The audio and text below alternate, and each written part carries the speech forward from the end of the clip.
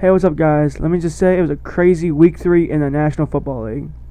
Let's start off with the New England Patriots traveling to Buffalo in a big shootout. Everyone thought that Brady was going to go in and just shut the Buffalo Bills out. It looked like that at first. It was 21-0. I mean, just listen to these stats. Brady, 30 for 45, 387 yards, 4 touchdowns, and then those key 4 interceptions. Yes, 4 interceptions. That's as many interceptions as he threw. That's as many interceptions as he threw last year. Excuse me about that. Wes Welker had 16 receptions, 217 yards, and 2 touchdowns. That is a career high for Wes Welker.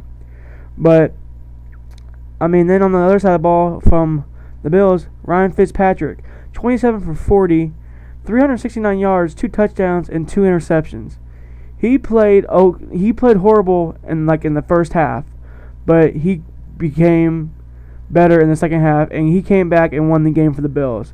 Fred Jackson was a huge part of the whole game. Listen to this. On the ground, he had 12 carries for 74 yards, 1 touchdown, okay? Now in the air, he was big in the air too. 5 receptions for 87 yards with that clutch end of the game reception that took the Bills to the 1-yard line, and they just ran out the clock. I mean, if that wasn't clutch, I don't know what was. This game, I could not believe it. I mean, I really thought Brady was just going to shut him out, and then all of a sudden he just started throwing picks. And then one of the last ones was a pick 6, and that just pretty much sealed the game. Chad Ochocinco dropped a huge pass that could have put the Patriots up pretty big. But he's just too busy thinking about freaking iPhone games and selling cereal, so his head is not in the game. But that was one of the greatest games. Buffalo wins. They haven't won against the Patriots in 15 games. Wow. So on to the next game. Cam Newton finally earns his first NFL career win against the Jaguars in a messy, rainy game. The game looked cool in the rain, so that was the only thing that was entertaining with that game. But good job, Cam Newton. Then the 49ers game was horrible against Cincinnati. So I'm not going to even talk about it, but the 49ers won. In Cleveland, Browns won a close game at the end with the Mohamed Massaquoi TD with 46 seconds left to go in the game. Without Peyton Hillis, it didn't leave the Browns much of a chance to win the game. But Colt McCoy, he gathered himself together, and at the end of the game, he came out and was clutch. I mean, he was one of the most winningest quarterbacks in college football when he was with Texas. So he led them to, win the game. And then when the Dolphins had that much time left, Chad Henne throws an game-ending interception. So my hats are off to Cleveland. Good job. So then the next game is the Lions game. Lions travel to Minnesota. Lions are down 20-0 going into the second half. They come back to the game, and they end up going to overtime. They pull out an unbelievable win. McNabb and the Vikes' problem the last 2 weeks is they can't finish a full 60-minute game. I mean, if you want to win a National Football League game, you have to play the whole 60 minutes and not just 30 minutes. But all in all, a big win for the Lions. They haven't won in Minnesota for 13 straight games. So, like I said, my pick 'em. I took the Lions. I'm a believer in them. So I think it's time for Minnesota to hit that panic button, like I said. So big win for the Lions. Congrats. They are for real. So now on to the New Orleans game. It was a shootout. I kind of thought it was going to be a shootout. I should have said it. I should have went with my gut. But it was. New Orleans was down quick in the game, and they came back.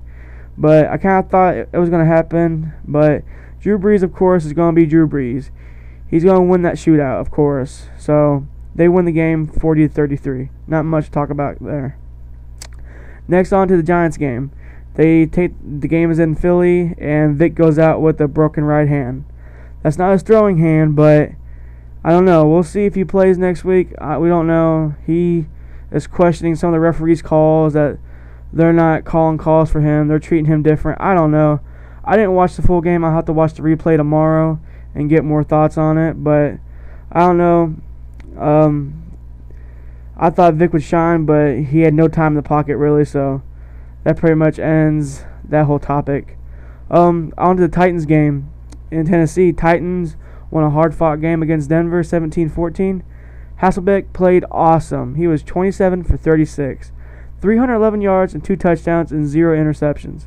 I really thought, though, Chris Johnson was going to get going, but Tennessee's O-line is just plain horrible. From hearing, not hearing, but seeing tweets from my friend Ryan on Twitter, he's explaining, and I'm watching it too. I see highlights, and the offensive line is just not opening up any holes. And then, just a big loss for Tennessee because Kenny Britt goes down with a possible ACL tear. That is not good. That's a season-ending surgery that he's going to have. I mean, that's really hard. I feel really bad for Titans fans because he was being a breakout receiver. He was probably going to lead the league in catches and maybe touchdowns. We just don't know now. But at least today, Nate Washington stepped up in this game, and he has to continue to help out the Titans in the absence of Kenny Britt. So I don't know. We'll have to see the results Monday, but we will see. Now on to the Oakland Raiders game. No one gave the Raiders a chance. I kind of thought the Raiders were going to win, but I didn't pick the Raiders and pick them. But the Raiders are back to playing football, people. McFadden had a big day on the ground. 19 carries for 171 yards, 2 touchdowns. He even almost threw a touchdown, or he almost threw the ball. In the second half, he was just Jason Campbell pitched it to him like a handoff, and then Jason Campbell went out to the side and was going down the sideline like he wanted to catch the ball. McFadden looked, and he didn't see nothing, and he ran the ball and ended up getting at least 20 yards. So, big play right there. Jason Campbell played well, I think. 18 for 27, 156 yards, 0 touchdowns, and 0 interceptions. So, pretty much from that stat, they controlled the game on the ground against Rex Ryan's D. So, I'm sorry, people, but Mark Sanchez is not good at all. He's awful. You cannot count on him in a game. I mean, you can count on him to at least throw 1 interception or have 1 big turnover, but that's all I really got to say about the Jets. They better get on track for next week, though, when they play the Baltimore Ravens Sunday night. So, I don't know what to tell you guys. You better get your act together. Now, Chargers went into this game against Kansas City thinking that they're going to blow them out because of Kansas City the past 2 weeks. They got shut out. It almost cost them the game. If Norv Turner didn't get Jim Leonard to come back, it would have been a huge loss because on their D because he came up with a clutch interception at the end of the game. Not much to say about this one. Chargers almost lost a for sure win. On to the next one, Baltimore at Rams. Nothing to say about this game either. It's a blowout. Rams never had a chance, 37-7. Another rivalry game, Packers at Bears. Aaron Rodgers played great. Cutler had no time in the pocket once again. Receivers were dropping passes like no other. Roy Williams isn't going to do nothing for them. Johnny Knox did catch a couple good passes to get them going, but that's about it. Packers go into Chicago and make Cutler tap out. So that's all I got to say about that game. Cardinals lose to Seahawks. Not much to say here either. This game was slow paced and boring. Sidney Rice did play though and created some big plays for Tavares Jackson. That's the only way I think Tavares will ever be better than horrible. Bad. I wanted to see Charlie Whitehurst get a chance in this game, but who knows? Sooner or later it's going to happen though. But Seahawks come away with the win 13-10. Now Falcons go into Tampa and they fought hard. Their defense played well, but Matt Ryan in the offense couldn't really get anything going. Roddy White dropped some key passes. Gonzalez caught a good touchdown. Just wasn't enough to win. Then the great hard count by Josh Freeman at the end to seal the game. 4th and 1. You know they're not going to run the ball. They're not going to risk it unless they really want to do that. But they're just going to hard count the ball just to get you to jump off sides. And what do? You jump off sides. You can't do that in a game. But anyways, Tampa Bay walks away with a 16-13 win. Finally now, one of the greatest games of the night, Sunday Night Football. Pittsburgh Steelers thought they were going to walk into Indy and shut out the Colts. Dwight Freeney and Rasheed Mathis thought differently though. Ben could not get away from them both with Freeney's fumble return for a touchdown before half. Wow, that's all I got to say. In the third quarter, Kerry Collins went out with a concussion, or at least signs of a concussion. Then comes in Curtis Painter. See, I believed a lot more in him than Carey. I don't care if Carey is the veteran, but Painter has been there a lot longer than Carey. Painter has been there a lot longer than Carey. Like, he's been there for almost a little more than a year. But he knows offense a little bit more better, knows the plays, and at least has a good idea on what's going on. So I give him big props. He almost won the game for the Colts. Big missed throw to Pierre Garçon to start off. He overthrew him, but then came back and scored, then fumbled the ball, and Polamalu returned it for a touchdown. That was a huge play right there. Next possession for the Colts, Curtis Painter takes the Colts down the field to score a touchdown to tie it. Painter hands the ball off to Addae, and Polamalu almost tackles him in the backfield, but he didn't know which one to tackle, either Curtis Painter or Joseph Addae. He went for Curtis Painter, and he already handed the ball off to Addae, and Addae scored a touchdown. That was huge. But they gave Big Ben plenty of time, and of course I knew that's going to happen. They go down, milk the clock, and kick a game-winning field goal. I mean, at least I just got to give Curtis Painter big props. He deserves it.